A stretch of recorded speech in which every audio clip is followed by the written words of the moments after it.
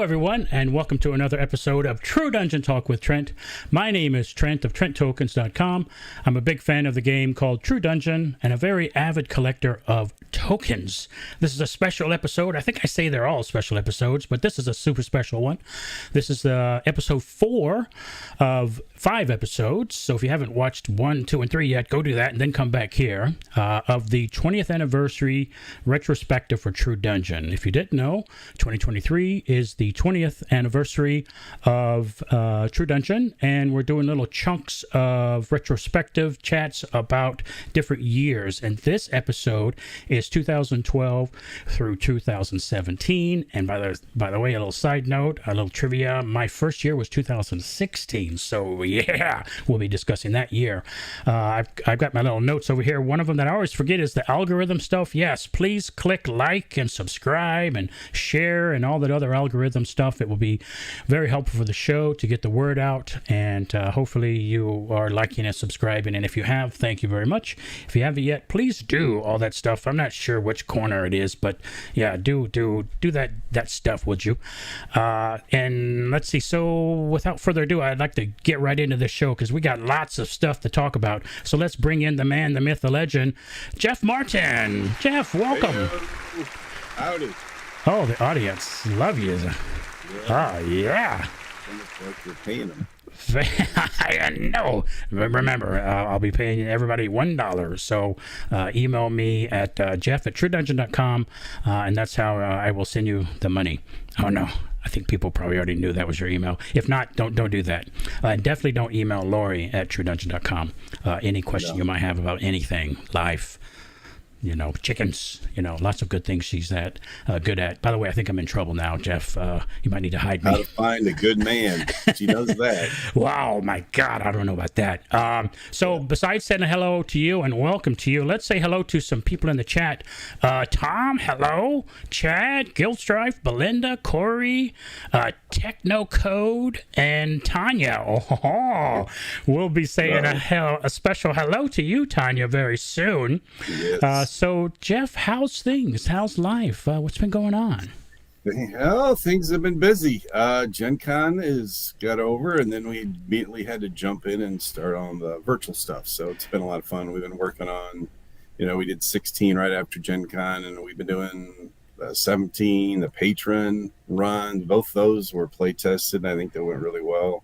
I think you guys will like the patron run. Whoever gets to play that one, that's kind of funny. There's a really good room that I think people dig. And then 18 we're working on. We just filmed some of that yesterday, so we're just cooking right along. Oh my God, so much going on. And speaking of the patron run, Pudnort's Peril, we have to help Pudnort find his way home. Is that right? Yeah, he's decided he's time to go home, and he thinks that basically when you found him, it was at the wreckage of an astral ship, and he thinks he can use some of the technology there to get himself home, but he's a little mistaken and causes a little bit of trouble. Yeah, I think he's you'll find out. Yeah, very popular character. I think that the guy who plays it does it very well. And this is for patrons, and it's Friday, September 15th, which is, as of this live show, next Friday. So if you don't have your tickets yet, go to td.events to play or to get your tickets. And speaking of people in the chat, make sure you ask questions because we're doing this live, so please, if you have any questions about anything True Dungeon related, or questions you think that Jeff might be able to answer, feel free to drop it into the chat. So I think all the patrons probably already know about this, and I'm very excited to play. And if I'm not mistaken, we don't need treasure enhancers, right? So we can add extra tokens for that. It's a flat 25 or flat more than that? I can't remember. You're asking the wrong person. Okay, well, I think it's a flat 25 or maybe more. Somebody in the chat. Right. Yeah, somebody in the chat might be able to tell us. But in addition to next Friday being Pudnort's, and by the way, we're just chatting about a couple of upcoming True Dungeon things, and then we're going to get to the retrospective. It was Saturday through Sunday, but now it's also Friday through Sunday Yeah. VTD 17 Chapter 6. So why did you add more on the Friday there? Well, you guys bought all the tickets up, and we had people saying, "Hey, could you add some Friday night?" So we did. It'll be interesting. Some of you guys may see a certain NPC that looks a lot like me, because the way it worked. The way it works, some of the NPCs are needed in the other dungeon. So by adding the tickets, we had to add yeah, there you go. Yeah. So it's like, let's do it, man. It'll be fun. So I'll see if I screw it up or not. It'll be my first time being an NPC, so let's see what happens.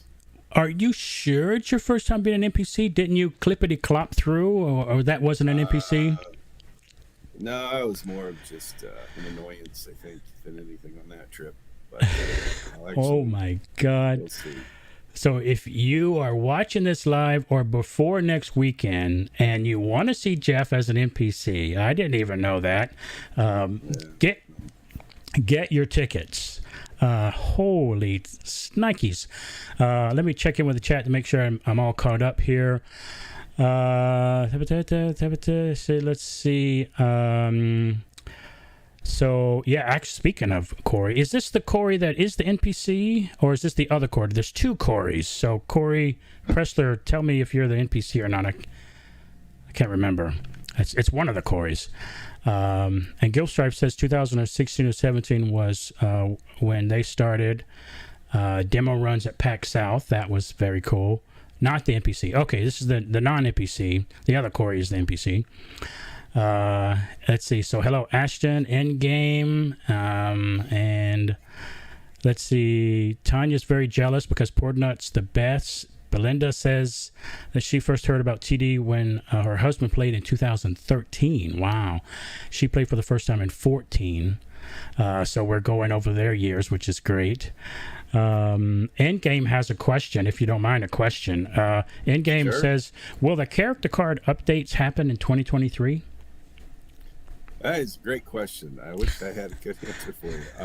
It all depends on how much work I can get done. There's just a lot to do. And unfortunately, that always gets kind of prioritized down because, like, having the modules ready, and that it always takes precedence. So I'm working on the Grunnell's Holiday Special right now, and how fast that gets done. And then we got to do a bunch of prep stuff for 2024, but I'm hoping to. I wish I had a better answer than maybe. Just depends on how fast. But I mean, there's a lot to do, a lot of modules to write, a lot of puzzles to design, that kind of thing. So we'll see. Okay. Sorry, don't have a better answer. That's the answer, though. We'll take it. Not knowing is worse. Speaking of a question, someone sent me a question because they couldn't catch the show live.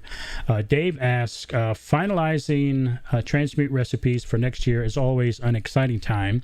Can you tell us some of the reasoning behind the recipes? In particular, what are some of your thoughts about the safe hold transmute cost?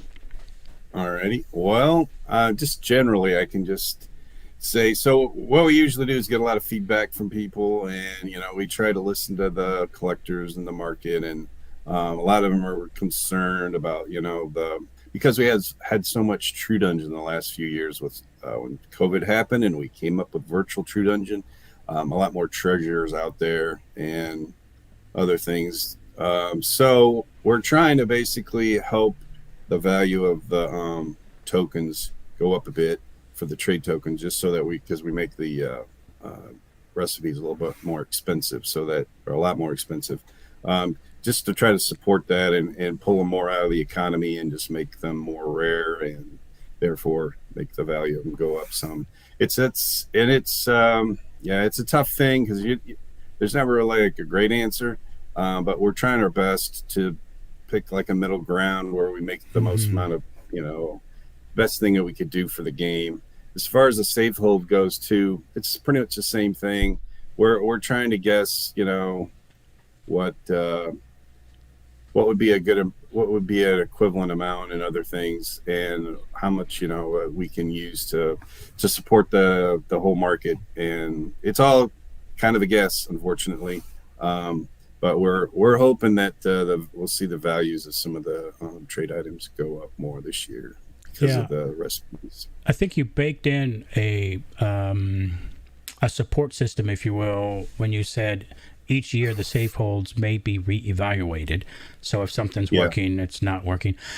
All that stuff is way above my head. I don't have the economical mind to mathematically go, oh, this should be 1% and 2%. I just play and have fun. So I can't imagine you having to deal with all that and try to satisfy as many people as possible, probably in the middle. And then for the people who are really into that, I feel for them as well, because maybe it's concerning to them because they can figure that stuff out and go, oh, well, should be more valuable. So yeah, it's a tough position to be in on both sides there. Let's see. Gilstrife asks, will there be a VTD Tuma Terror B series? B series, like we did last year, A, B, and C, I guess. No, there will not. We're just one and off them.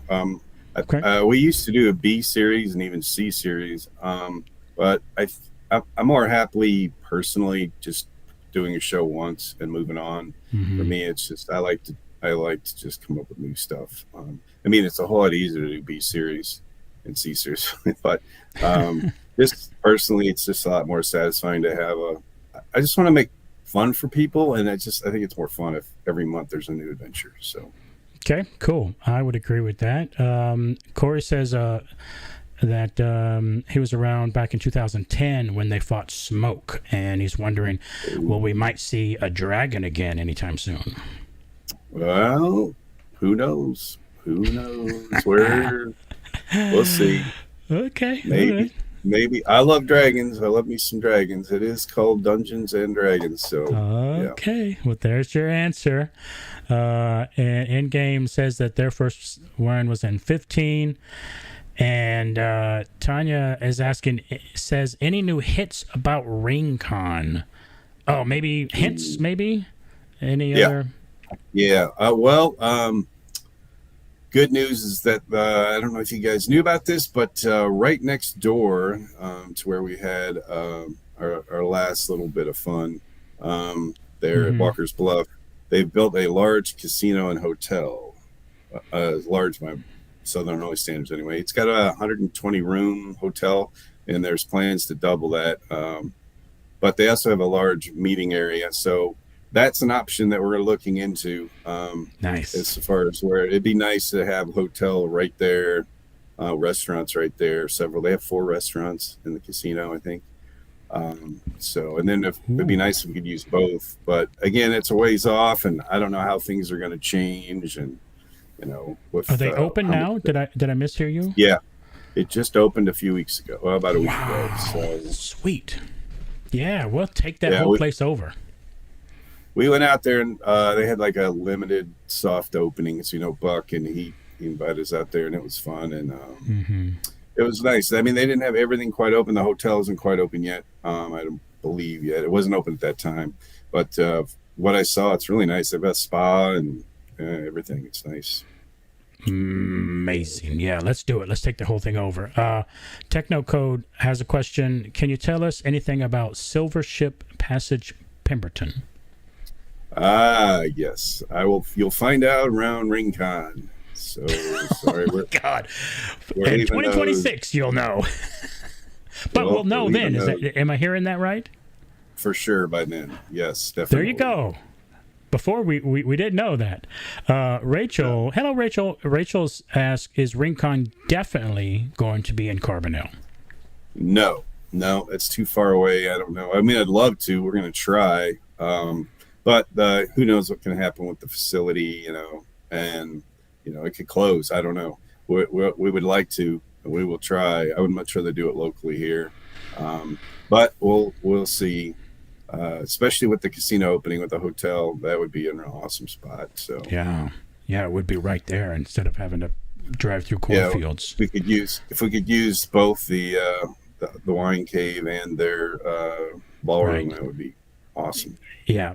So, but I think I'm hearing if all goes well, it will be in Carbondale. Yeah, if it's available, and they don't want like an arm and a leg, but it depends. We'll see how it goes. Mm-hmm. So cool. Excellent. All right, then let's go on to our next topic here. Amazingly, it's already time to start getting excited about 2024 tokens. Yeah. But prior to that, the TD store closes every year, and this year is scheduled to close on Monday, September 25th. So if you want any 2022 ultra rares or any of the 2023 set, do it before Monday, September 25th. Yeah. Anything else to add about that? No, just I guess I mean anytime I talk about tokens, if I don't say thank you, I feel like a jerk, because it's been a awesome year. You guys have, just keep supporting us. It just makes gives us a lot more funding to do we can do crazy stuff, and like I'm going to order several $1,000s worth of new wall panels for next year Nice. shortly.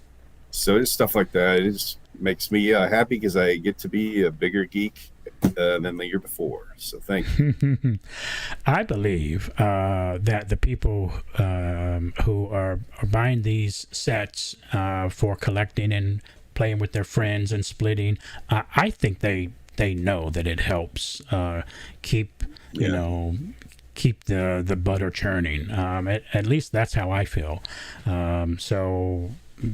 I do too. I think a lot of it is, we know.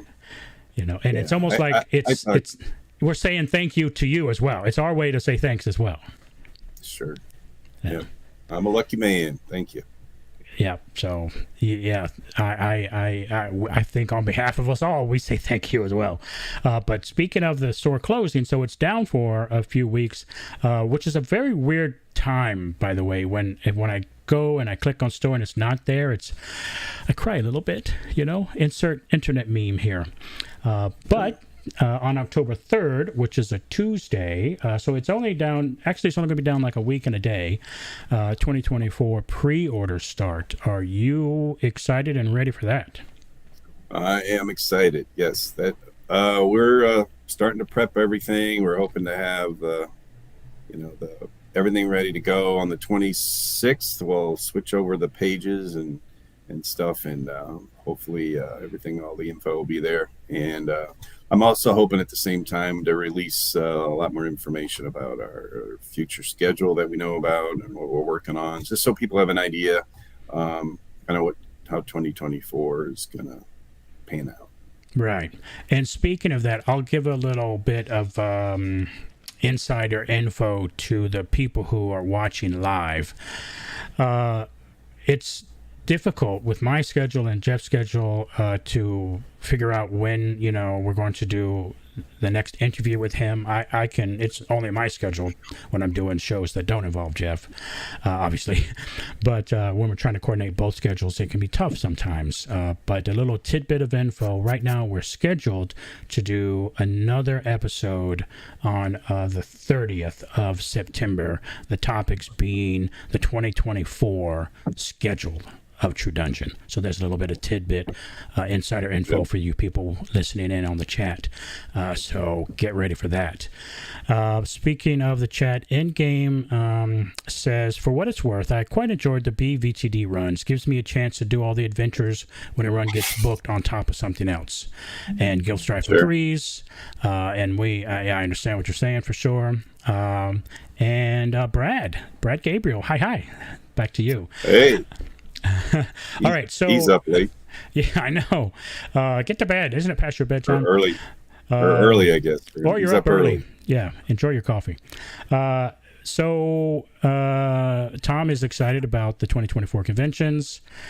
And MP has a question. Can we look forward to more Gruntle adventures if the holiday special goes well? A series of Gruntle adventures?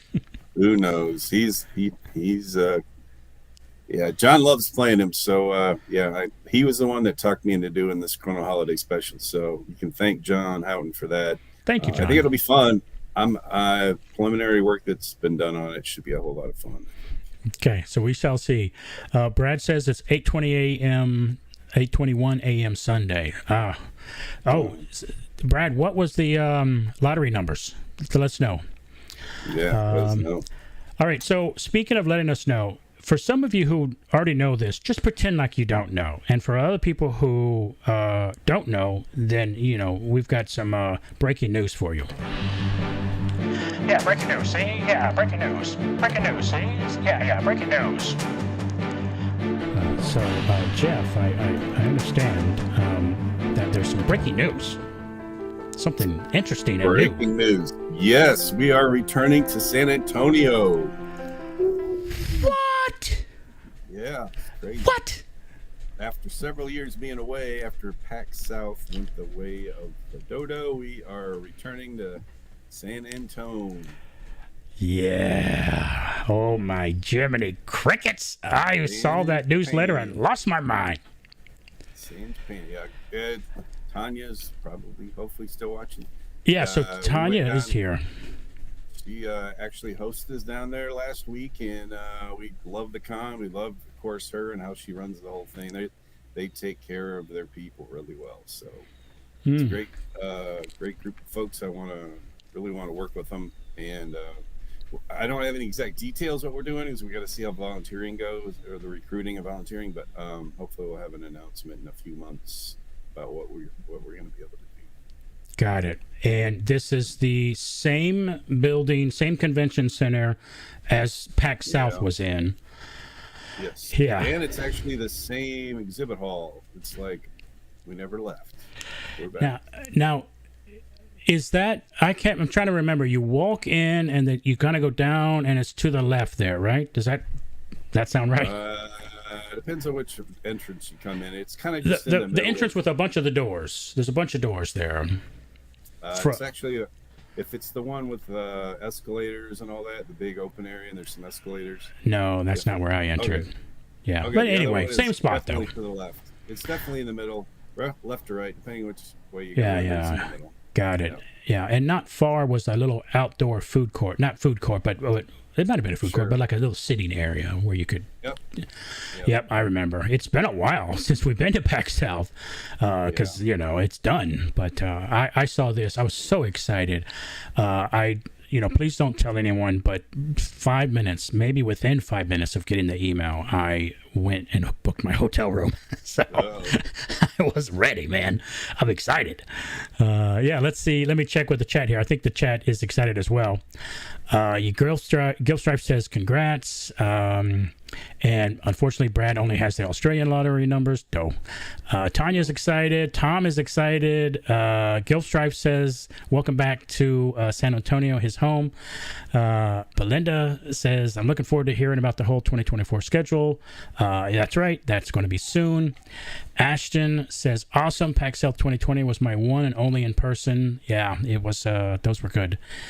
And Tanya says, you can also get to it by going in the Lilla Cockerell Theater side. So another way to get there. Yep. And Ashton's agreeing with me. Yeah. So Ashton and I, we entered the same way. It was to the right and then to the left. I'm with you. And if it's the main entrance, it's to your right. Yep. Okay, good. So everybody remembers where it is. I can't wait. It's going to be amazing. So congratulations to Tanya and your team there for snagging, the big one here. True Dungeon. They bribed me with Bucky's beaver nuggets, so they got me. That was it. That was done. What are Bucky's beaver nuggets? Now you have to explain what that is. No, just Google it. Okay, somebody Google that and figure out what it is. And Tanya says, just kept pestering.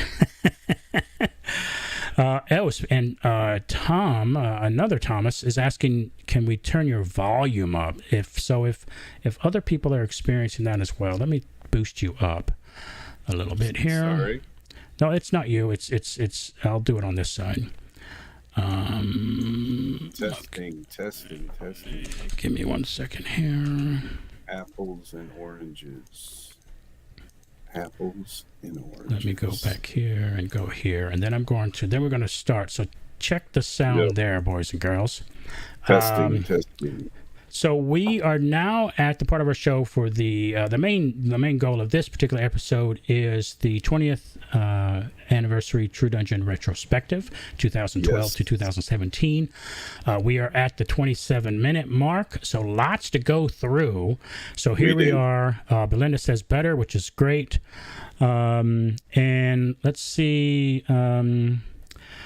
We got Impy slipped in a question. I think we can do this question. Impy says, what is the goal of the eventual class card redesign? Balance tweaks, a whole gameplay redesign, adding variety, or something else? Well, what I'd love to do is have enough time to basically start from scratch and just like reimagine everything, and just try to see if there's anything we want to do would make the game more fun for more people. I think what we did 20 years ago was pretty good, but we might decide to redesign somehow some of the classes work, or even how combat could work. We went really simple back in the day, where it was like everything is just, melee missiles all the same. You switch weapons, whatever, and so we could look at that and maybe try to make it a little more interesting. From just the level we basically start with the combat rules and then go from there. And see how that is. If we have enough time, we could do that. If not, then we could just do some minor tweaks, which we could just. There's been a lot of great feedback on tweaks for the cards online, and hopefully we have more time. But we might be able to just do the little tweaks and stuff, and then maybe we can work on. We get more time to schedule it somewhere where we can actually jump into a combat system. Okay, so I don't want people to get too excited. I think I'm hearing if you had time, you would like to do a complete redesign, but if not, it sounds like you'll probably be doing tweaks. Yeah. Okay, so let's dive into our retrospective years. We're starting with 2012, and just so you know, gang, Jeff sent me some photos or screenshots of different things from each year, and we'll walk through them and see what we have here. So this is the 2012 dungeon. Looks like there were a few dungeons here. I see Dungeon 1, Dungeon 2, Dungeon 3. What can you tell us about what we're looking at here? Well, in 12 is when we moved over across the street from the Marriott, the older Marriott, into Hall D, which at the time they weren't even using A, B, C, or D. Gen Con was much smaller, and it's the one right there at the big intersection by the Westin. And we were happy to move there. We were a little sad on our feet because we went from carpet to concrete, but it looks so much. The immersion is so much greater in exhibit hall with the neutral floor and the high ceilings. It's a order of magnitude more immersive than, when you've got fancy carpet and a chandelier hanging over your head. Right. It's kind of hard to imagine you're on a pirate ship. So it's a necessary evil. But we went from like 20,000 square feet to 45,000 square feet, which allowed us to do a bigger thing. As you can see, this was the year that we, and this is where in the year previous, they killed Smoke. Well, two people killed Smoke, Will Wheaton and somebody else. But she came back as Dracolich in this one, and they had to finally defeat her. And then, I guess so that's right here, right? So we had two rooms. One was a puzzle, and one was a combat, and the dragon was there and swiveled back and forth. Cool, right there. Yeah. That way, you could either fight her, or you could try to do this puzzle to get rid of her. So that was fun. I see. Very cool. And you can go to the right and you can see the massive storyscape area. This is the first time this is where we came up with the term storyscape. We had a massive thing. We had True Craft, where we had special tokens you could get and little minor quests you could go on just to have a little bit of extra fun. You could get some. We had a divining. We had a divining room where you could get a special little vision from a rune table if you rolled your dice well, basically special cool looking dice. And it was a interesting experiment. We were hoping that we could try to bring back the magic of the 2006 dungeon, or I'm sorry, tavern. But it was just Gen Con's so big now, and it's just like everybody's got so much stuff to do. I think it wasn't as successful as I was hoping because there was just too much stuff to do. People didn't want to just hang out there. They did their adventure and they left, which is cool. It was a fun experiment. The other thing I didn't realize is, with True Craft, everybody was wanting to do it right away. It was really packed in the morning, and then by 1 o'clock it was deserted. So it was kind of strange. So anyway, I guess we should. And that was the year that some other big. This is a big year for us because this is also when like the tokendatabase.com premiered. This is when we started doing token mats for the first time. It was another good idea that we got from, I don't know who did it. It was somebody smarter than me.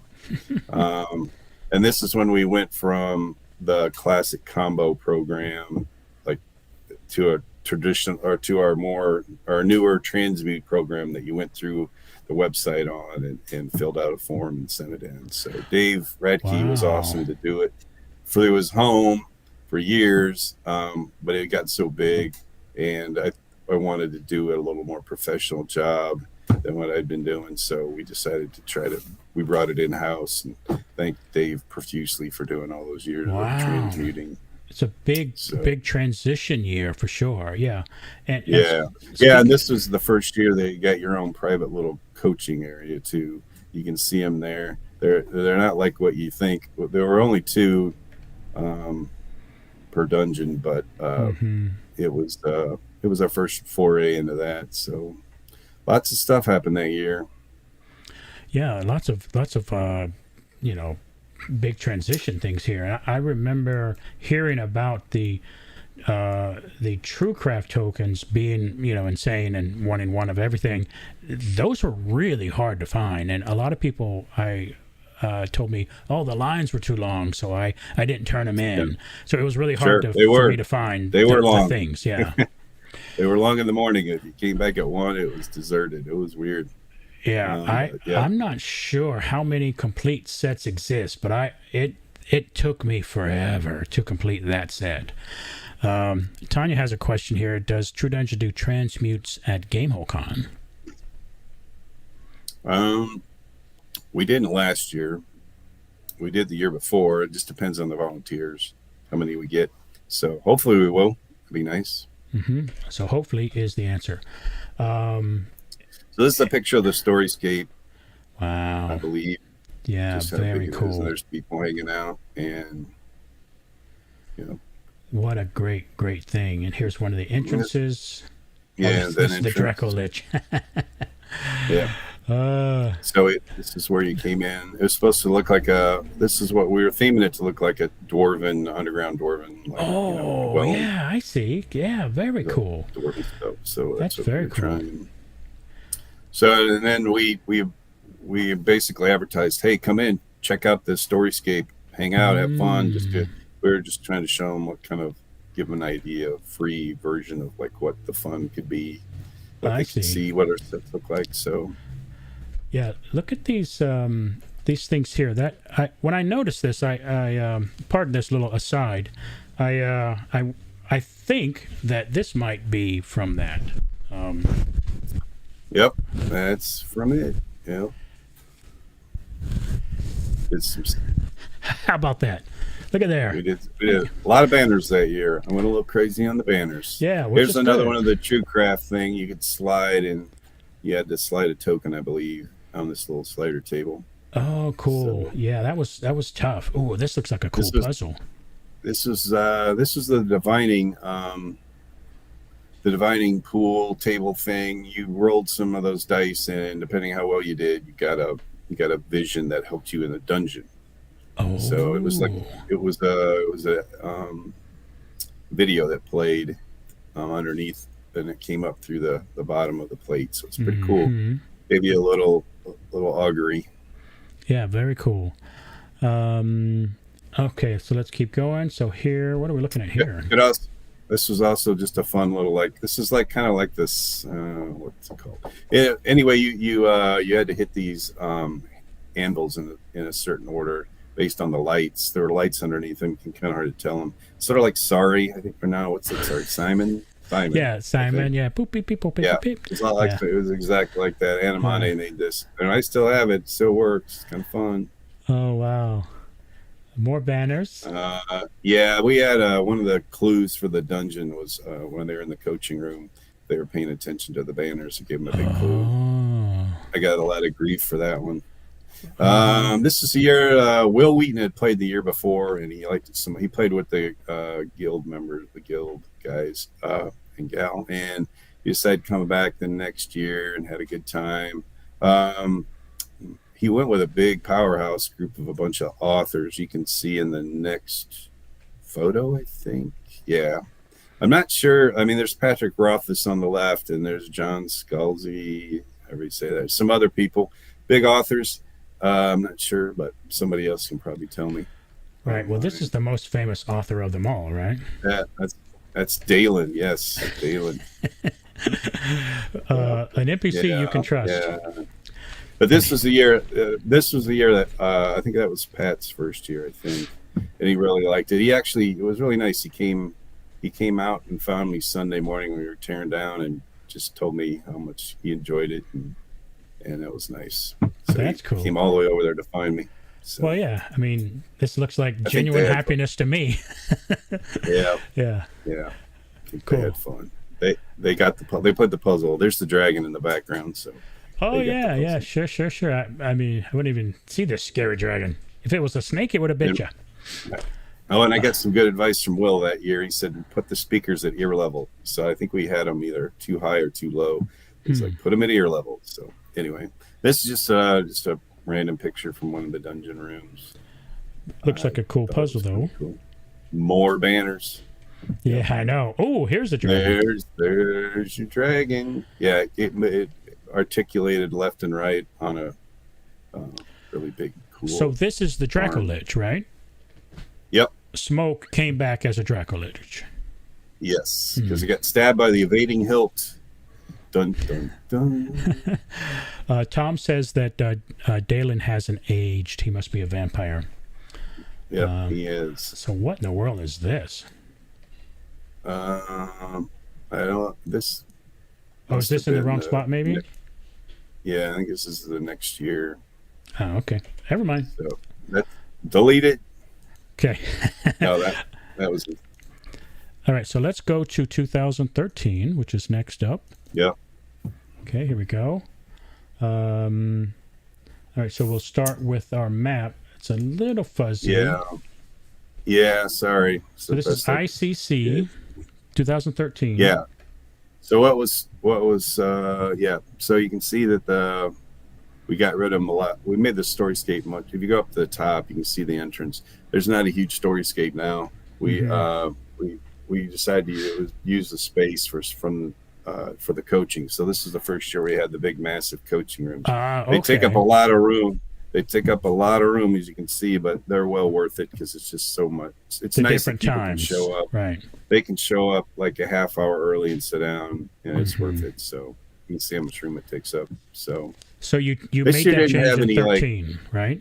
Yeah, this year didn't have any big, huge improvements or changes. We'd made so many the year before. I think a big thing was, the biggest thing is that we changed from 2 coaching rooms to 5 for each event. That was a big change. I think I've got a photo later on. Right. But and then this year's. I think that's about all. That was the big thing for this year. But it was a lot of fun. On your way out, you got to walk through a big storyscape on your way out. You can see by the arrows, TV Here. stores right there. We've got some photos coming up to kind of show it more if you want to click on. Sure. Oh, yeah. So there's this lights up, but that was the walk. That was like getting into your coaching. We made it look really cool. And then cool. all the way down. Yeah, you would come back at the camera when you were leaving. So very cool. And these are just how we did the entrances. So it was pretty cool. Is that the store? What is that back there? Um, It's hard to I'm say. not sure. I think that was just how we did coaching. That was just a little area on the left and the Oh, right okay. was the rooms for the traditional coaching room, I Mm-hmm. believe. So, and again, this is just This how is we the did the interesting. other adventure, right? Yeah. I was Yep. surprised to see this. Pud Nord. I thought Yeah. Pudnort was a What? new invention. I guess you've used the name before. No, I've had that name. I've used it as an old character from 40 years ago. So, Wow. yeah, Pud Nord. Originally, he was my character. He was a human monk that got permanently polymorphed into a dwarf. So it was kind of a strange character because he looked like a dwarf, but he was a human monk anyway. So yeah, the big story on this one was that somebody who will remain nameless used a big token to basically enrich the random tokens this year, and there was a lot of relics in there and other stuff. So So it this made it was the crazy. year with the juiced box. I believe I could be wrong, but I'm pretty sure this is it. Yeah. Okay, very cool. How about that, Corey? Wirtz, another one. Works. Yeah, if anybody played Diablo 2, you kind of there's close to that name. Didn't use it quite, but we got close. So it was just Okay. Diablo 2. I Yeah, and also here's thought what this was new, but this is not new. It's been around a long time. yeah, it keeps turning up like a bad penny. This was we had a little carnival game where we had a stick with a ball on the end, and you had to like hit it just perfect. But if you got it through the hole and disarmed the evil wizard, knocking his wand away, then you got a prize. Oh, wow. Very cool. All right. Sounds like we should bring that back. And this was Yeah. the first year you did this. Yeah, this is the coaching years. Yep, Wow. this was fun. This was a big deal because it just let people show up early and it was it was a lot of space, but man, it was really nice that folks could get there a half hour early and meet everybody and start really Right. getting into it. So, yeah. And I see the table is backwards for what you did, the end table, but this was a big change that you still use today. So clearly it was a good Yeah. one. Yeah. And this was the Yeah. first year you started using this, right? It used to look like this, Yes. maybe? That was the back and the front. Oh, looked the like back. I see. So here's the there's a front. front and the back. Yeah. See all those slots? little different detail. I know. It's still very cool. Yeah. Okay, and That was then a good this was the idea. back. Yeah, I mean, the everybody- advanced. Yeah, I really liked playing Diablo, and everybody has equipping your character's fun. It just seemed like it was more enjoyable to be able to kind of visualize putting all this stuff on a character. So I thought it was a good idea for that. It is awesome. I remember first seeing the token man, thinking it was super cool. Yeah. And speaking of cool, here's a group photo. Yeah. So Pat came back, I guess, and yeah, this is just some folks that played. I thought it would be cool. This was the year that he came up to me and said, "Hey, we need to do something together. I would love to be able to put some stuff together because I love your event." Because I think, yeah. So that's when I was like, "All right, sounds good. Let's talk." And he was really then nice. 4 or 5 years later, it happened, maybe something like that. Well, who knows? We'll see. Yeah, I didn't think he was really serious about it. I thought it was just one of those things that people say, but yep, Very it cool. happened. And this is from Doctor Who, obviously. Yeah, this is John Cook's awesome Dalek. I put this in here because for there's a little story people may not have heard. So we had this year the golden tickets weren't on Wednesday; they were on like Thursday afternoon because we were basically trying. I don't think we were ready. We didn't think we'd be ready Wednesday night to run anything, so we decided to do it Thursday afternoon. And so as their special surprise, they got to fight a Dalek. We made a combat board for it. It was fun. John was awesome. He talked to him. However, there was a bit of an issue with one time he either ran out of batteries or he couldn't there was some reason why he couldn't be there. So I didn't find out about it, or I didn't remember, it's more likely, till the last second. And I'm scrambling for some idea of what to do, how to make this special for him. And that's when I remembered, like a minute ago, I was walking through the event and I saw Will Wheaton sitting at a table getting ready for an adventure. He was in a coaching room. So I ran over there and I said, "Hey, man, I know you're busy. You're getting ready to start, but can you come over here and do something cool for some really cool people? They support our event in a big way, and it'd be great. I need something." He's like, "Sure." So I took him backstage, and we went to the place where the True Grind event is, and yeah. So it was 10 people. I think it was 10. Might have been. I don't know how many people were there, but anyway, we had a curtain, and then that's when the Dalek was supposed to come in. But so I made a big thing about how there was this really nasty looking creature that was charging you, and he was a ogre with a nasty axe, and prepare yourself for battle. And then when I said battle, Will Wheaton jumped in the room. He had a foam axe, and he did about a 30-second funny little I'm going to attack you kind of thing. And I was standing looking at the party, and Will was off to my side, and I was just laughing at the looks on their face. It's so funny. Wow. And I'll never forget, David Haas just looked at him. It's so stunning. He's just like, "That's Will Wheaton." He's totally blown away by it. So that made my day. I love doing that. That's my jam. I love making people freaked out. So yeah, and then he was gone. So yeah, it was fun. So I got to fight him. So, I remember I've heard that he appeared and did something special. It was a golden ticket run, right? Yeah. Yeah. So I heard about that, but I didn't hear the backstory. What a very cool backstory to hear. Thank you for sharing that. Yeah. That's awesome. This is also the year that one of the many couples that True Dungeon has brought together over the years, Win and Candace. I had to throw this in there. Yeah. So I think this is when they got engaged in the dungeon, right? So this is Win and Candace. Yep. In the coaching room. Yep. Wow. Awesome. And now they have a couple of kids, right? Yeah, they're yeah. I think at least two, if I'm not mistaken. I think one is fairly new. So congratulations to them both. Speaking of Gogbane. Yeah, there's Cogwin. This is one of our first little funny villains that we had for a while, so I thought I'd throw him in there. And yeah, so he was kind of a funny figure. He may be back someday. Who knows? Yeah, this is just a puzzle.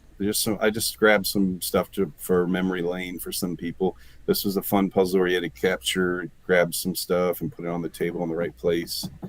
Next one is Dungeon Walls. I did this. This is like one of the first times we did vacuform walls. We got these steampunk ones that we made. We got some that were kind of bare, and then we added all the gears and stuff to make them look more steampunky. Yeah, these walls look incredible. I mean, you feel like you're in some type of steam room. Yeah, there's just a couple of monsters I thought I'd throw in here. There's a statue that came to life. Uh-oh. Yeah. And then we had a genie that was causing trouble. Played expertly by the insane Katrina. Oh, that's Katrina. Yeah. Oh, this must have been one of her earliest ones. Oh, I didn't even recognize her, but I see it now. Oh, wow. Yeah. Cool. And it's just one of the puzzles that you had to put the gears on the right thing and get it all to turn. Mm-hmm. And here's, I recognize Ginny, right? Yeah. Yeah, she probably made this vest. Probably. Yeah. She brings me cupcakes sometimes, too, so she's awesome. No wonder she's awesome. Okay, so this is the end of 13. Let me pull up 14 now. There we go. And we start with our map. And this one looks a little more intricate. Yeah. They get a little more. I don't know if you can. Jeez, where's the beginning? Up here, maybe? It's at the top. Oh, it's at the top, is it? Okay. Oh, yeah. Volunteer desk bag check-in token. Yeah, we squished it even more. We squished it even more this year. The only really big thing that was different this year was that this is when we stopped doing when we used to record XP on a computer in Epilogue when people came out. Oh, and really? there were some computer issues, and we decided just to go with a coupon or code. Seemed like it let people do it whenever they have time. So it's made the epilogue thing much easier and much more exciting. You get to your treasure quicker, and it's a lot more fun that way. So Cool. yeah. Myron has two questions. And I think it's about a previous slide. The Myron wants to know: do you, Jeff Martin, have any insider information about Pat Rothfuss's next book? No. Okay, that's the first question. I've never asked him. I just think that would be a bad thing. So I've never mentioned it at all. Okay. He's been nice enough to share a lot of stuff with me. Like when we were doing the stuff, in our event, what's funny is there's actually a lot of hidden stuff in his world that where Skrails come from and other things that, that I don't think the general Pat Rothfuss fan King Killer Chronicle people know about. But yeah, we had some like awesome stuff that only True Dungeon people know. That there's a Queen Skrail and why they're used, and there's different types of Skrail and all that. It's cool. Cool. Well, That's a humorous question that got some good information. His next question, I think, was one of those previous puzzles. Was that at True Dungeon Celebration? Does that sound familiar? Both of them were, yeah. Yeah, okay. We reused. Good eye, Myron. Yeah. Yeah. And the gear table is what he was talking about. Yeah. So back to this here.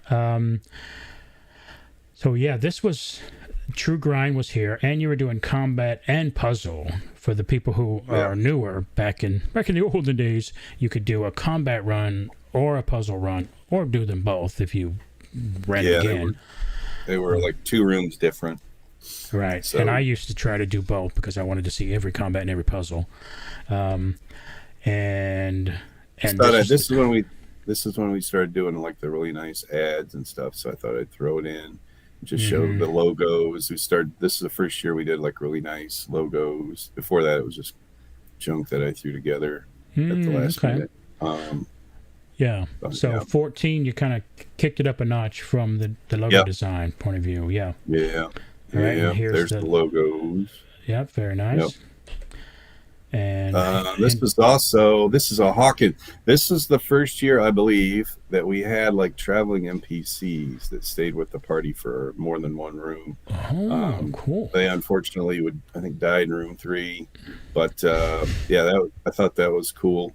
That was the first time that we were like, it would be really cool if we could have somebody stay with the group. So it was a big logistics problem, but it was fun. And then there's some next few photos are some just puzzles in rooms. This is a really big favorite. This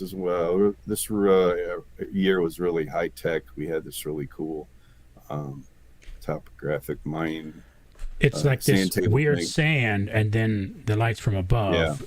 Yeah, that's a super cool puzzle. Using Connects. Yep, it was really fun. Yeah, that's an amazing puzzle. And then this was done with Drinos, and you had to get them all lit up, and there was a special logic to do it, and you had to touch them with the rods, so it was pretty cool. That was another fun one.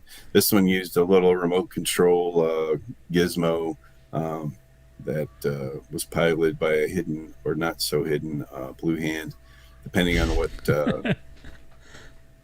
where you put the different objects that control its path, and you're trying to get it to go to the center. So it's cool. Chad says the sand puzzle was awesome. I agree. Ooh. And this is just some of the pictures of the set. This is one of the final puzzles.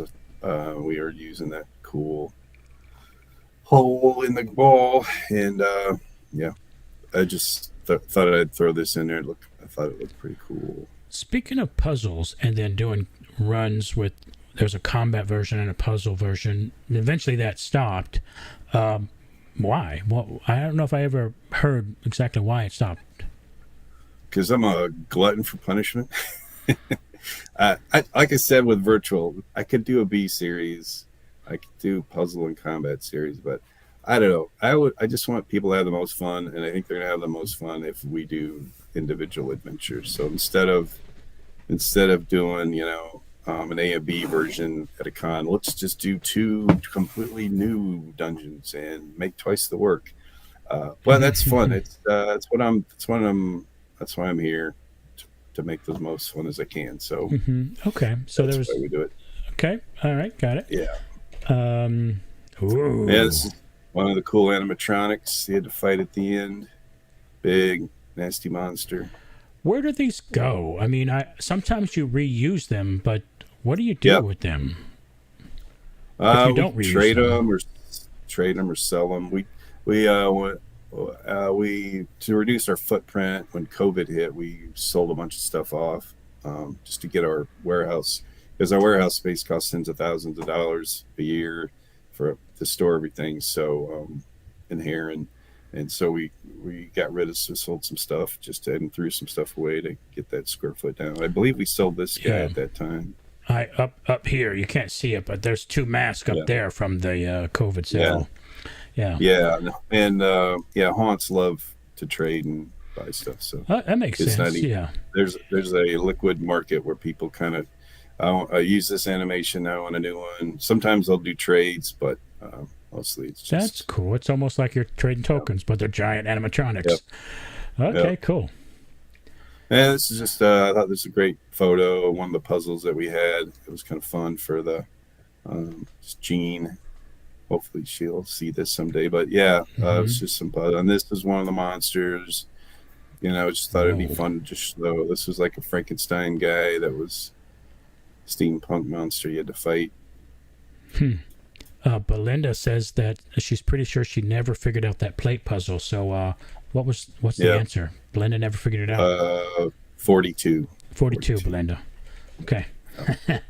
And there's another one. This is another cool thing that Adam Ane made. He's the guy that did our Borg systems. By controlling the levers down below, you try to keep the needle in the green while you're piloting your Zephyr ship. Yeah, very cool. And this was a crazy puzzle. It had a vacuum cleaner inside it that pushed it. It was very loud, but you could they had these balls that you basically had to find out. Every hole there had a matching hole somewhere else on the 5 sides. You had to find them and talk to each other and make it all work. What? Oh my god! Over the whine of the vacuum cleaner, fortunately. Hi, Chihuahua. Okay, that sounds like a hard puzzle. So that was 14. We have 15, 16, 17 to go. So let's dive right into 15. Yep. All right. Well, this was, you can see right down the middle. Right up the top's where they come in. There's this huge thing down the middle. This was the year that I really wanted to for something different and new, really make a really cool immersive walkthrough before we even got to the event. Wow, we're in the deeper dark, so I thought, well, let's have them walk through the deeper dark to get to the coaching. So it was a nice cool walk. Holy crap! You walked. Yeah, it was a lot of work. It was like a crazy amount of cable and a lot of work to put up, but I thought it was a really cool way to get them into the immersiveness of they're in the deeper dark. So we've got some pictures of it later.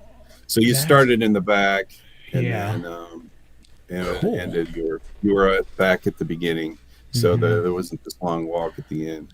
And this is the year that Will Wheaton played again. I don't have a photo of it, but I'll never forget. If you can see there in the general Storyscape area right there by the store and Transmutes.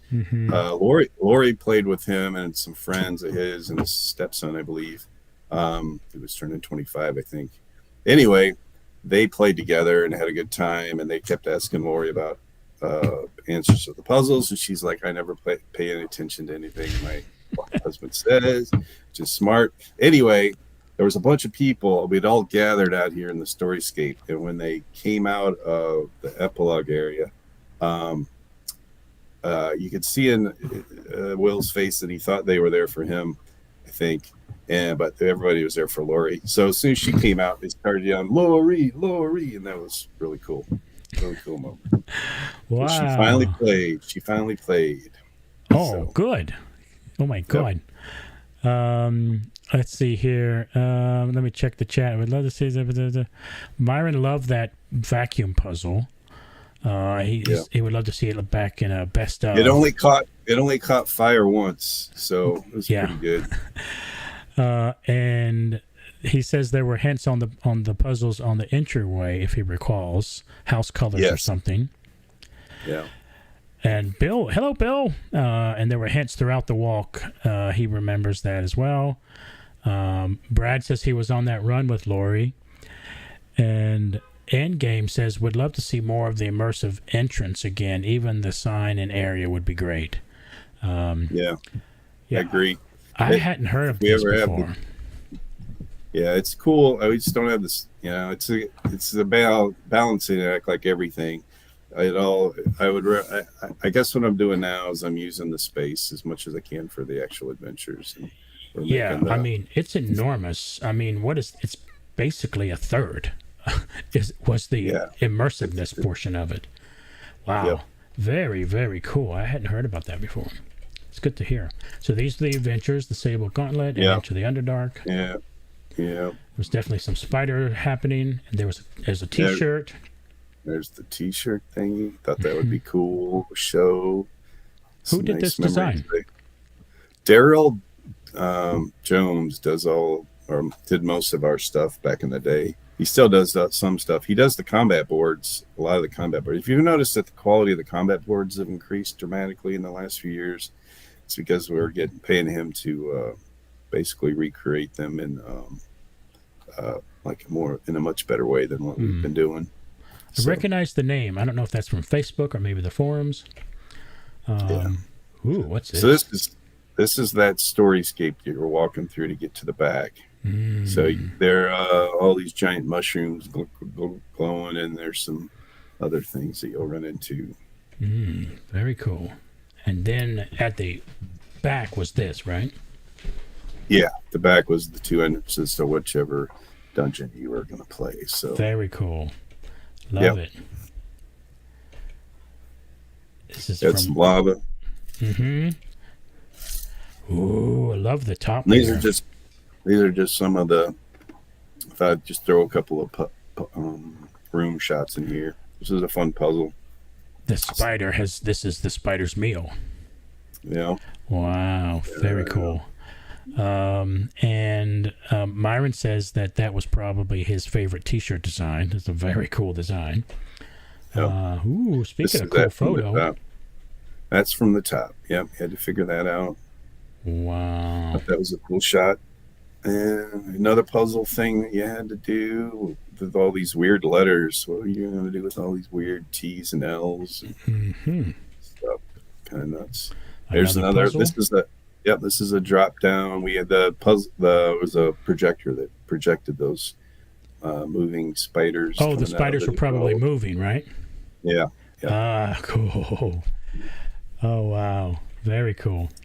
Well, look what you made when you put the blocks in the right place. Okay. The exit open. Here's the clue. And do you still make these signs in your sign shop? Yeah. Still make them. That's still got awesome. The same old 25-year-old plotter that's still knock on plastic is still running. It's an old Gerber scientific plotter, so they're made like tanks. So. Wow, I haven't even heard someone use the word plotter in 20 years. Plotter, yeah. Blotter? Plotter, yeah. Plotter, yeah. I thought it was plotter. Yeah. Okay, yeah. I haven't heard that word even in 20 years. It's amazing. Uh-oh. Here's one of the NPCs. And they was this the beginning of this? The entrance of this particular NPC?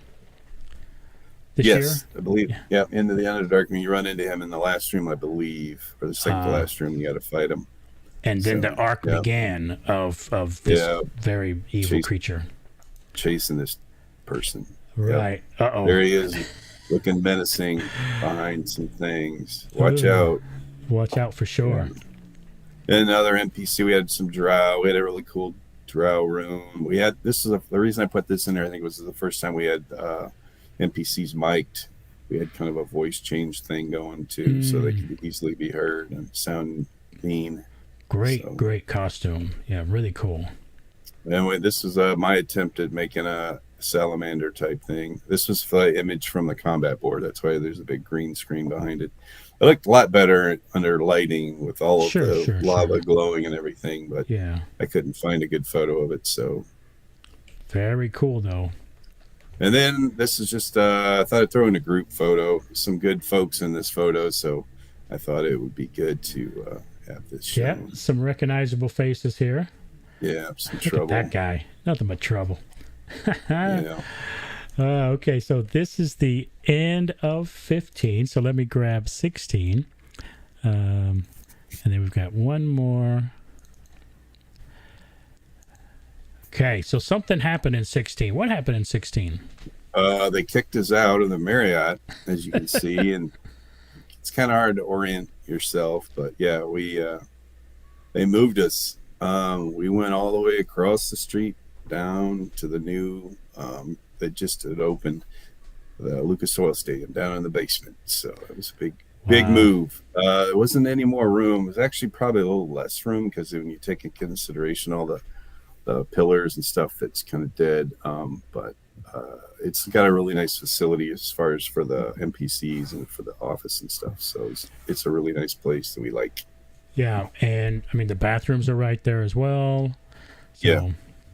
Yeah, and for those of you who did go to Gen Con, this spot right here is where they had all the food trucks and everything. Yeah. Yep. Right, and Critical Hit Soda was there for Bo. Bo was right there. Yeah, he was right there. Yeah. Yeah, Had a good I know spot. that was amazing. All right, so that's very cool. And this was my first year. Good year to start. Yeah. So this we had we decided just because we're a new entrance spot is down here, right? Yeah, to throw in a little bigger storyscape than we normally do. Mm-hmm. There's an air wall up here that we don't use anymore, but we were we had all that space, so we were gonna we put the adventure past the air wall. You can see it there right below the orange squares. You can see some doors there in paint. Anyway, that's the air wall. So we were thinking that it would help with sound and light pollution. So we had all that space. So we had a really cool little walk-through storyscape to get there. Right.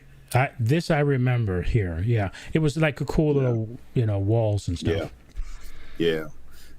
And we've since stopped using that air wall. It didn't really help all that much, and it was more of a pain than it was worth. So, and that also allowed us to have more space for the adventures as well. So. Yeah, and you can see puzzle combat. Yeah. Mm-hmm. And this was the you can. This was the year that we finally did something with Pat Rothison and got 2 adventures from him. One where you're hanging out in a town that's very popular in the book, and another one where you go to a fae and mess with some people there. Wasn't that? Wait, that's 17. This is 16. Oh, yeah, you're one year off. Oh, I'm sorry. That's all right. No, yeah, I got confused because that's the year that we did I think we did a fundraiser with him, I believe. Yeah. That Okay. might have happened. So yeah, this All is right. 16. Enter the deeper dark and behold their majesty. Now located in Lucas Oil. Yeah, sorry. Yeah. I was a little off by a year there. Yeah. Yeah. Very cool design here. I think this was in the Gen Con book, right? Yeah, this is the ad. So I read somewhere that you put faces and stuff. People always stop to look at it, so I try to always put faces and stuff. So, Okay. yeah, and this was the year that we improved our lighting system for the coaching. Before we had these arm lights that hung over, and they didn't do as well as this nice uniform lighting. Okay. So we went with these. They work much better. This was the entrance. Yeah. This is, you just came in. You're greeted with this, and you had to go straight ahead and make it right, and then you were into the coaching area. Yeah. Oh yeah, I remember this.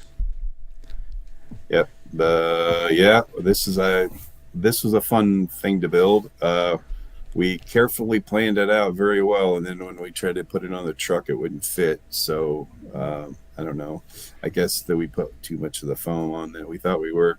Anyway, we ended up wrapping it and spraying furniture polish on it, and we kind of eased it in So it My fit. God. It worked. I think I've seen a Yeah. photo of that truck of you guys squeezing it in there. Yeah. Tanya, okay, so let's see. There's a couple of questions here. Let me jump to the chat. Corey says, will the recipe for the ring of the Nth circle just be the 5 rings, or will there be trade tokens too? Wow, it's a very specific question. Yes, that is a good question that I don't know yet. I don't want to say because who knows what could happen. So I would say probably one of those will happen. Yes, but Yeah. I don't want to say. I'll get yelled at later. But I mean, probably it would be maybe a little bit of trade tokens. Not many. My guess would probably some- be a little as well. I think, who knows? I mean, they haven't figured it out yet, is what it sounds like, Corey. But if you go look at previous similar turn-ins where there was like, whatever, like the teeth, for instance, maybe that might be a guide. But that's a tough one. Corey also says, I'm an engineer and we use a plotter at work to print large plans. Okay. And Tanya says they totally need new T-shirts. I wonder if she means for a particular event.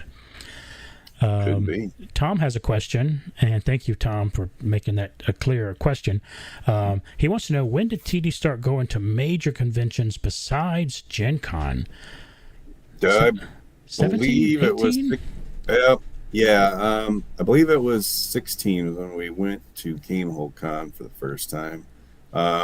We had like a Deeper Dark Redux there that it was kind of like a best of.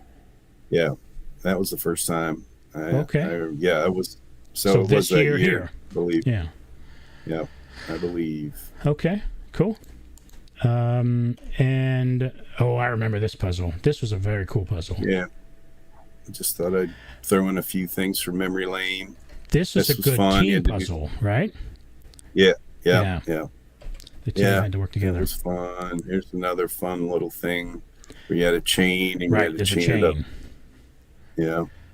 Look at this design. Look at this wall. I mean, what a room.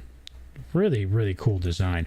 I don't know if you remember this, but I'm not sure. This year I emailed you about something. Maybe I was trying to understand how orders worked or whatever, because this is the year I started and started to collect, insane amounts of tokens. And maybe I mentioned that I had a theater background or whatever, but after the adventure, I went to find you and say hello, and you asked me what I thought, and I'm sure I'm making this up, but when you asked me, I felt like you were worried. Not that me not liking it would mean anything. Who cares? But I mean, I felt like you might have been worried because I think you knew that I had already invested so much into tokens and I hadn't even played yet. So I had bought tons of tokens. Yeah. I went on the golden ticket run and all of this before ever playing. And I felt like you were worried. Am I making that up? Or No, I do you was remember worried. that? Yeah. I was hoping I was worried. Yeah. I'm glad you Okay. had fun. Okay, so there's a little, for the people listening in chat or live. See, I mean, Jeff cares about the players, even a brand new player. So that was very kind of you to be concerned there. This was also a cool. These things were flipped the opposite way when you entered, and you had to eventually figure out to look underneath. Yeah. Yeah. So very cool And you had puzzle. limited time to see the letters, and you had to put them together. Yeah. See the message. Yeah. This was the coolest thing ever here. It was fun to build this one. Yeah, these are way over engineered, as John will tell you every time he has to move them. He's custom made. Yeah, I think these all weigh like 200 pounds a piece or something crazy. Jesus. Well, yeah, but, you walk on them, so they must be heavy.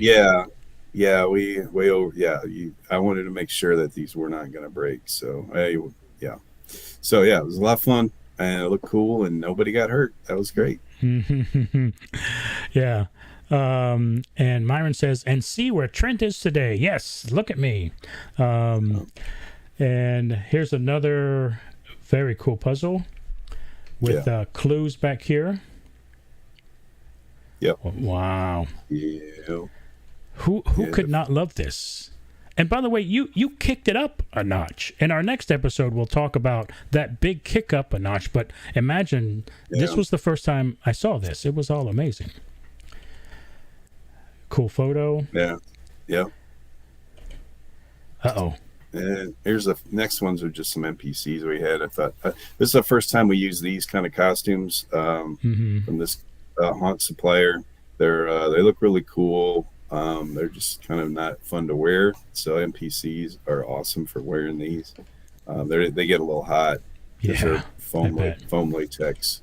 So, and there's the next one's just a close up shot of it. Wow, pretty cool.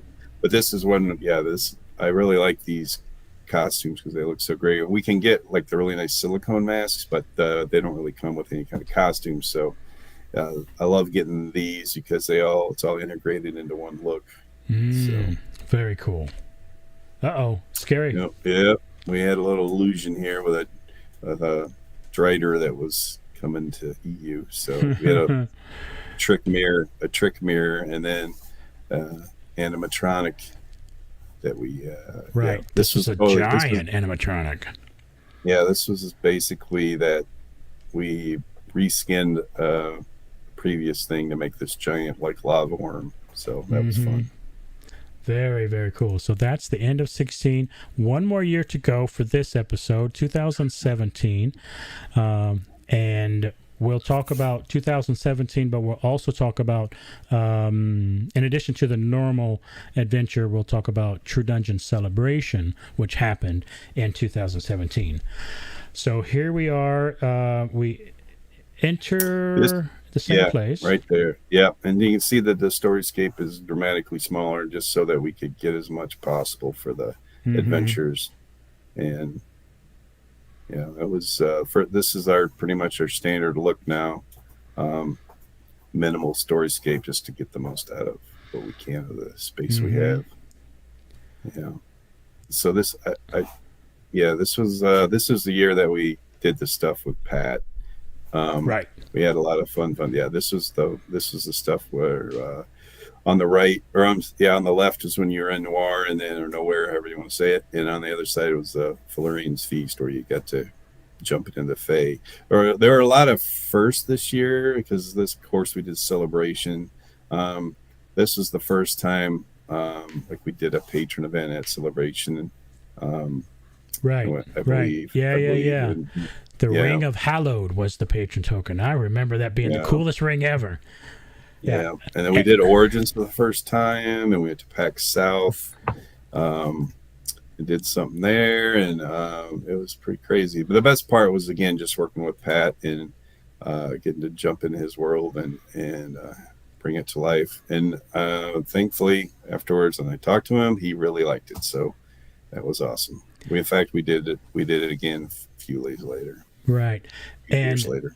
This was also one of the most incredible room ones of all time. Right? Yes, I think so. Yeah. Yeah. So that was Pat's idea too. He was like, you should have a chance. They can either sweet talk their way out of it or bribe the person, or they have a puzzle to solve. So we're like, let's have them have a few different ways. So cool here's designs. The logos. Speaking of that, this is the charity thing. I had that in the wrong spot. We came up with the Bloodless, which is an item from his book, and I think it was $50 for every one that people picked. We donated to his World Builders, which did a lot of amazing stuff with Heifer International. So, and his charity made this little commemorative like sleeve thing and sent it to us. So. Right, I have one of these. It's very awesome. Rachel has a question. Do you or others on your crew scout locations to understand the space and its requirements? And how much does that impact design decisions? Do you scout ahead of time? Yeah, we learn as we go. And, you can never... I'll keep talking until the siren stops. You never know what you're going to get. So, for instance, until the air conditioning's on, I mean, you can go visit the space ahead of time and see everything. But until the air conditioning goes, you don't know how that's going to get affected by how that's going to affect things like where snow falls or how fog behaves or how scent behaves. A lot of times I've been really taken advantage of by the dang air conditioning. One year we had these really cool scent dispensers that would make everything smell like coffee, and we decided to put them in the tavern because it was supposed to be a cool like tavern thing. I think it was when we were doing Lichens Afoot. And the thing would spray every 9 minutes, but it would just go out and then go straight up. You couldn't smell it at all. And then another time we had a snow machine, and the snow was not going where we wanted it to, and we had to fight with it just to get the snow where we wanted. We had to keep moving it. Finally, we found a sweet spot, and then, yeah, we sometimes we've had some fog. We wanted a really cool fog room, and then of course the way the currents run, that just gets sucked up real quick. So sometimes you don't really know till you get there. But yeah, we definitely like if you have pillars or there's floor plates every 30 feet, we got to plan around those so that we have those that we can tie into. So yeah,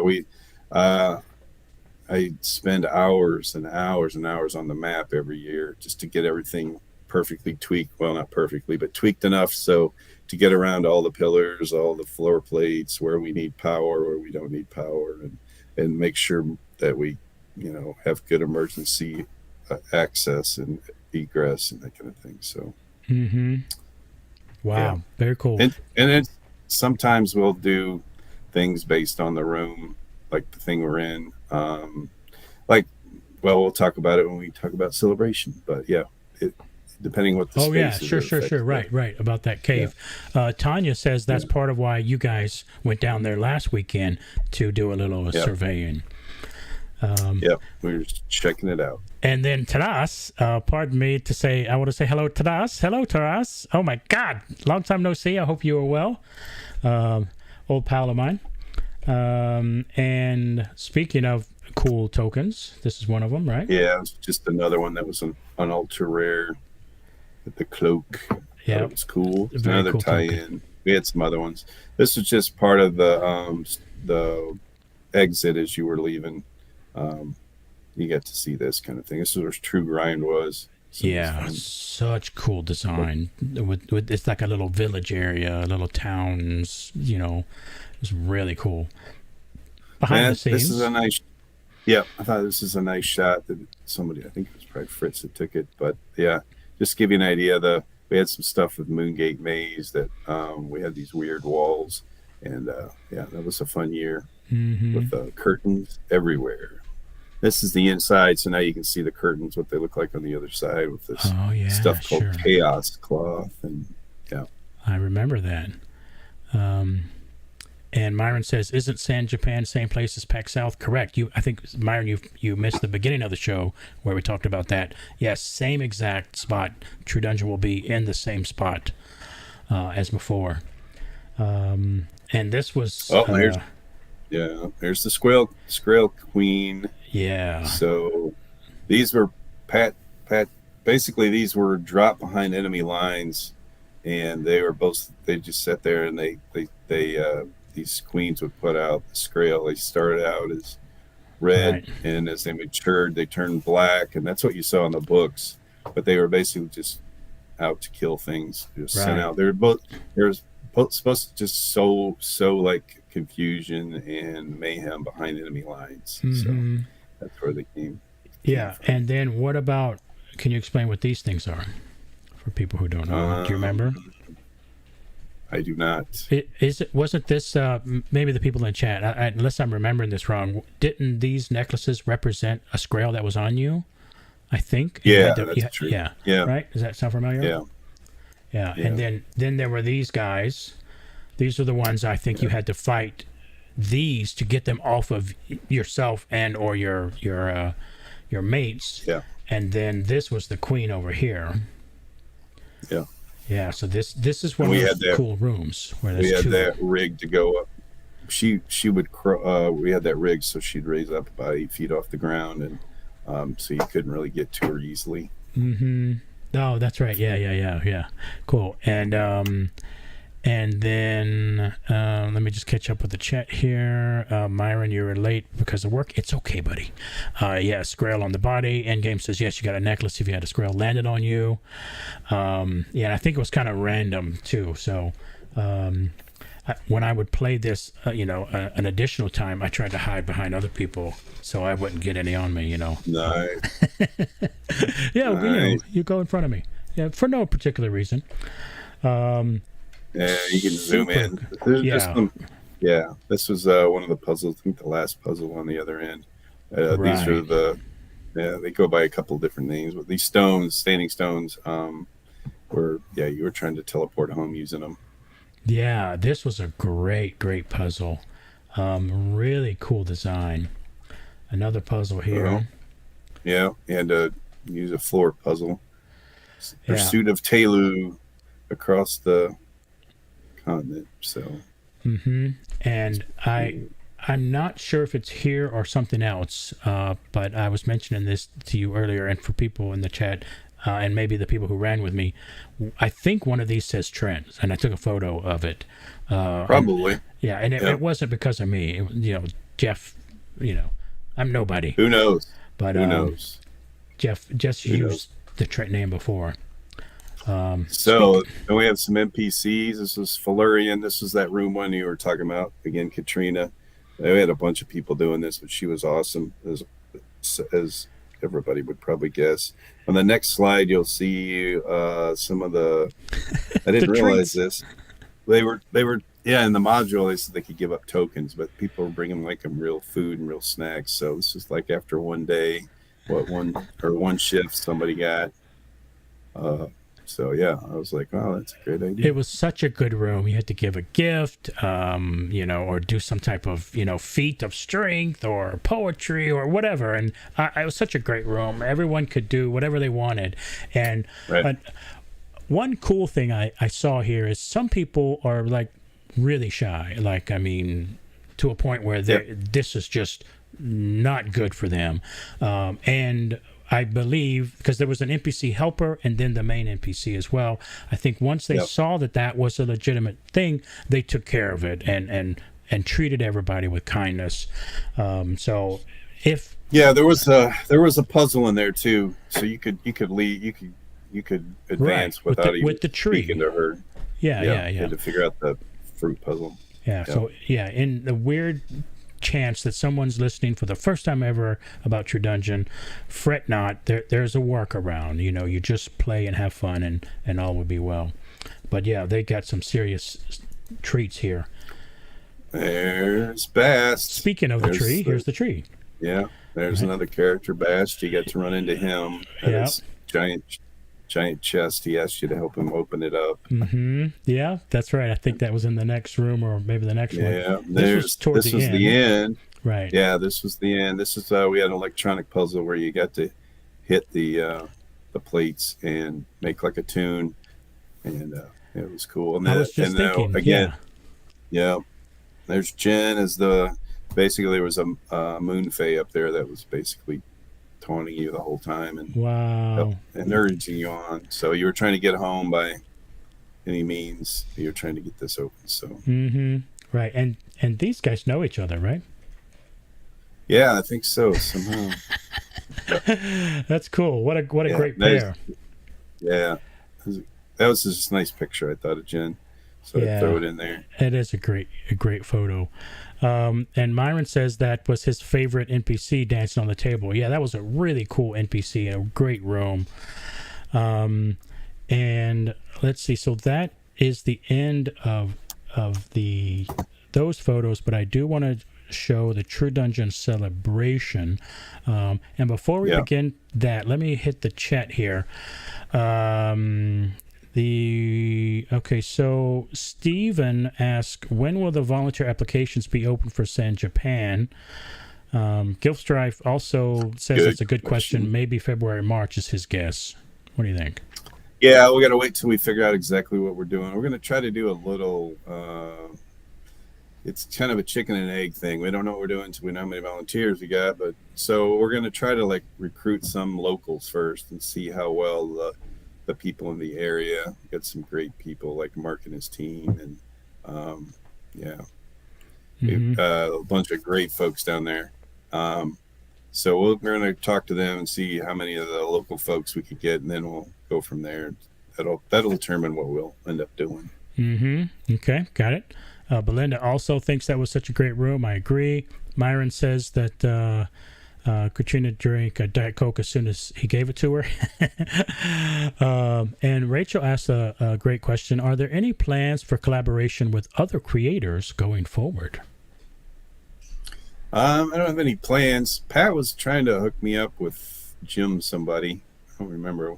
We had a really nice talk once at GameholeCon. Me and Lori and him and his wife. We sat and talked for like an hour and a half in the office. It was Jim Butcher or something like that, I think. But I never heard from him, so I don't have anything planned. I'd love to. I had a good time, but no, nothing planned. I suggested Ed Greenwood. Do you remember that suggestion? Yes, I do. The bane of my existence. I know, and then you told me why he's the bane of your existence. I think now you should share why he's the bane of your existence. 1983, 1983, his team beat my team in the AD&D Open, and I held a grudge since still. Yeah. So that's it. He's off the list. Never anything. Yeah. He's too smart. Yeah. Oh man, he's such a good guy. All right. So Tom says he volunteers as a volunteer. Snake Eyes. Hey, Snake Eyes. Snake Eyes says that he ran that one 10 times at GameholeCon. Rachel says Jim Butcher ? I think that sounds right. And I might have skipped something here. Let me go back up real quick. Brad says we had a professional choir singer. He blew her away with his performance. Oh, cool. In that first room. Yeah. And then Gilstripe says, I know my bard and I are volunteering, and I have a friend flying in to help. So that's at least 3 people for Zan Japan. So it has begun. Nice. You've got at least 3. Tom is 4. And Rachel says Ashley and Tom probably. Yeah, there's a lot of great folks down there. So let's hope we can get those guys. We can get a lot of them if they don't have plans. And Jim Butcher does sound familiar to me as well. And Rachel says he does a lot of great urban fantasy. Cool. And Myron says Greenwood is fun to talk to. I love his stories. I agree. And he also says Sean and Lily are locals there. So there you go. So now let's jump into Celebration. 2017, you did something at Carbondale, right? Yes. It was a thank you for some people that collected us some tokens over many years. They get to go on a special cool thing, and this was the layout. It's kind of hard to tell here, but you can see up at the top it says Wine Cave. That was a special entrance that went to this, under all that grass. There's this really cool underground bunker type thing. It looks kind of like a cave, sort of. And we had some adventures in there. It was fun. I think it was Beneath Castle Altus, I think it was. Ding, ding, ding. That sounds familiar. Yeah. And then we did and then in another room that's straight south of there, you can see that large building. There's a room in there. We did a true horde event where we had like 30 people at a time.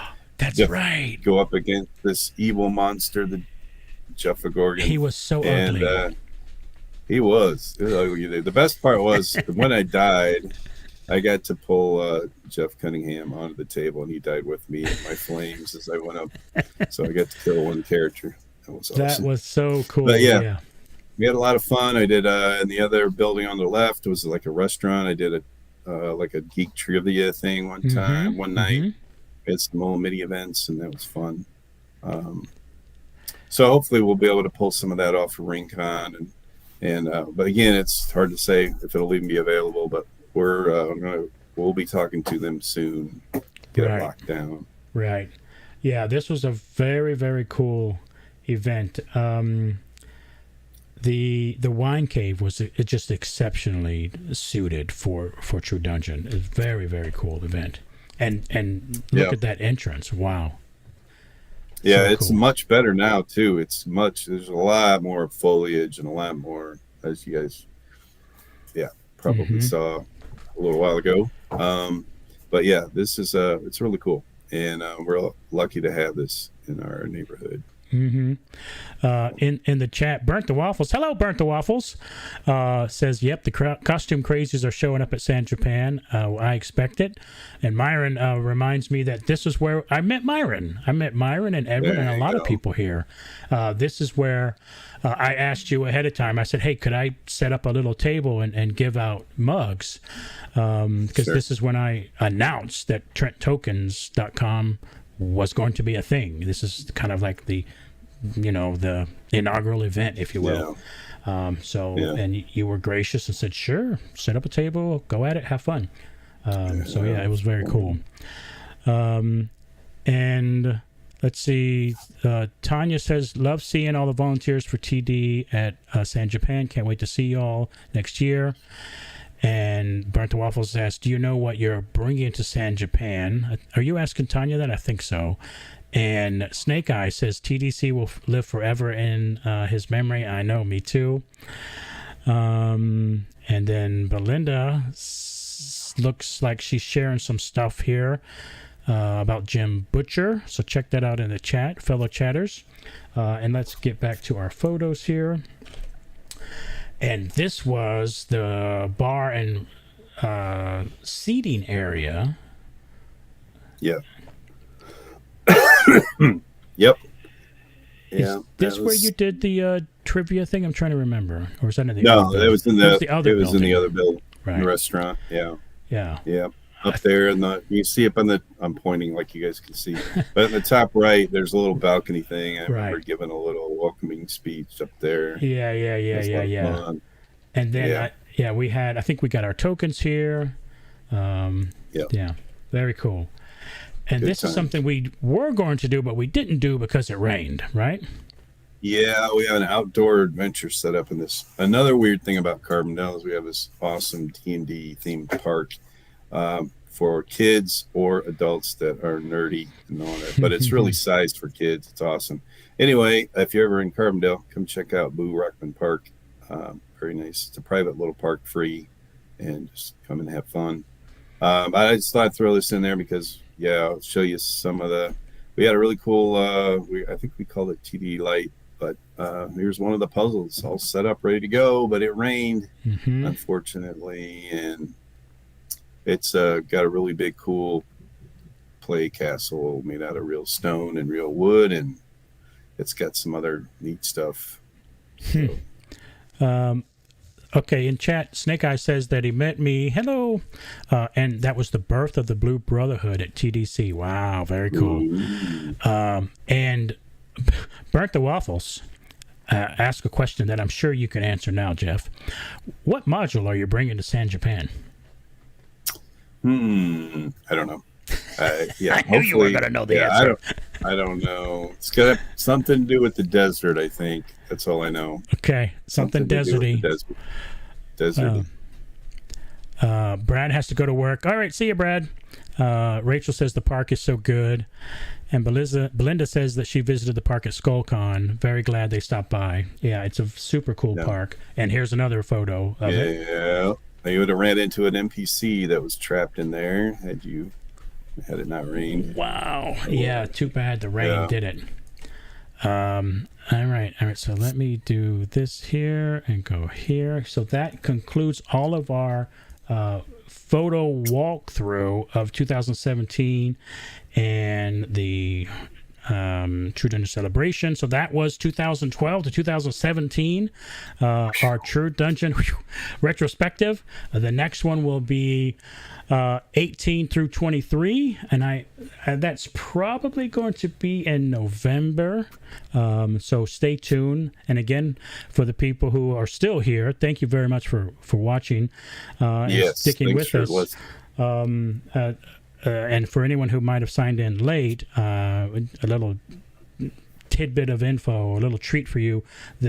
the next show, we're going to talk about the 2024 schedule for True Dungeon, and that's going to be on Saturday, September 30th. So, of course, I'll advertise that in the not-too-distant future. Jeff, any closing thoughts on 2012 to 2017 or anything else about what's going on, San Japan, or anything else? Well, I'm real excited about going back to San Antonio. I love the Riverwalk. I love the people down there. The players, volunteers, just seem to be really get what we're about, and it's just a great place to put on a show. About the years 12 through 17, those are really fond memories for me, because that's when we started really taking it up to the next level that we were, I always want to make it better and better and better. And with the help of a lot of cool folks, we came up with a really nice, special effects system. We came up with some really nice puzzles, and we made improvements to coaching and player cards and the token mats. And like a lot of those ideas just came from the forums, or emails or whatever. So it's great. And that's like really when the first time that it like really went to the level of something that I was really proud of. And I always strive to make it better, and I'm hoping that we keep going and make it better and better. But that was the first time that I really like, this is really cool, and I could see that people are really immersed and enjoying themselves. So awesome. That's very cool. I see the progression there in the photos, and also the different milestones for the different things, like the coaching and this and the mats. So I see the trial and error and what works and what you're still doing today. So a couple more quick things to wrap up in chat. The Guild Strife says Sand Viper ? But I think no, this is a new desert theme thing going on, right? It's not the old thing. Yeah, it won't be the Viper Temple thing now, but I mean there might be something like that. Yeah, we've got a lot of virtual and in-person desert themes coming up in 24, so there may be a snake one. Right. Bert the Waffles says, is it like Dune? Because I guess Dune is coming out soon. The movie Dune. There's no Freeman or giant worms, no. But who knows? We're gonna try to meld in some different themes that are deserty. So some Egyptian stuff and maybe some Alibaba stuff, and who knows. Okay. And final comment here in the chat. Mr. Tom says, a very cool show. Thank you, Tom. And Snake Eyes says, stellar years for True Dungeon. Thank you, Jeff and team. I agree. Stellar years. So with that, we'll say thank you very much to Jeff. I really appreciate you being on the show and sharing all this cool information. We'll chat soon about the next show. And speaking of soon, I'll be seeing you, of course, in person in October. But we'll talk about that at the next show as well. So let's give it up for Jeff. Thank you very much. And thanks for having me. All right. See you, Jeff. Take it easy. Yep. Thank you. Bye, buddy. All right. So, hold on. That's the wrong one. Let me go to the right one. There it is. Hold on. There. Okay, there it is. All right. So there's the right thing. So thank you, everyone, for watching the show. I really do appreciate it. If you haven't done that liking and subscribing thing yet, please do that. It's really important for the algorithm and sharing the show info out there to the world. And let's see. The next one, again, is going to be on September 30th. And then I plan to do some live stuff from GameholeCon. Wait, there'll be more info coming about that. And then we'll do the next and final retrospective sometime in November. Again, thank you very much for watching. I really, really appreciate it. And don't forget, one of my favorite things to say, it's really difficult to frown if you're smiling. So please smile.